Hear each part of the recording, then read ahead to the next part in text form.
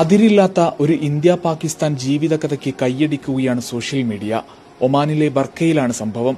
ഒമാനിൽ തുടരുന്ന കനത്ത മഴയ്ക്കിടെ വാദിയിലെ ഒഴുക്കിൽപ്പെട്ട് മരണക്കയത്തിലേക്ക് നീങ്ങിയ 2 ഇന്ത്യക്കാരെ സാഹസികമായി പുറത്തെത്തിക്കുന്ന പാകിസ്ഥാനി യുവാവിന്റെ വീഡിയോ ദൃശ്യമാണ് ഇപ്പോൾ സമൂഹമാധ്യമങ്ങളിൽ വൈറലാവുന്നത്. ദുരന്തത്തിനിടയിലും മനുഷ്യസ്നേഹത്തിന്റെയും ധൈര്യത്തിന്റെയും ഉദാത്ത മാതൃകയായി മാറുകയാണ് ഈ സംഭവം. ബർക്കയിൽ ജോലി ചെയ്യുന്ന പാകിസ്ഥാനിലെ പെഷാവർ സ്വദേശി ഷഹസാദ് ഖാനാണ് ദുരന്തമുഖത്ത് മനസ്സാന്നിധ്യത്തോടെ പ്രവർത്തിച്ച് 2 ജീവൻ തിരിച്ചുപിടിച്ചത്. അതിലുപരി അപകടത്തിൽപ്പെട്ടവരുടെ ദേശമോ ഭാഷയോ നോക്കാതെ മനുഷ്യനെന്ന പരിഗണന മാത്രം നൽകിയതിനാണ് ഈ 25-കാരൻ സമൂഹമാധ്യമങ്ങളിൽ കയ്യടി നേടിയത്.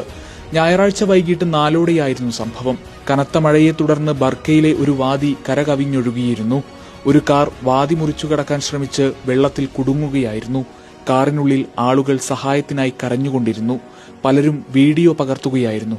എന്നാൽ ആരും ഇടപെട്ടില്ല. ഒരാൾ വെള്ളത്തിൽ മുങ്ങിക്കൊണ്ടിരിക്കുകയായിരുന്നു. മറ്റേയാൾ രക്ഷപ്പെടാൻ ശ്രമിക്കുന്നുണ്ട്.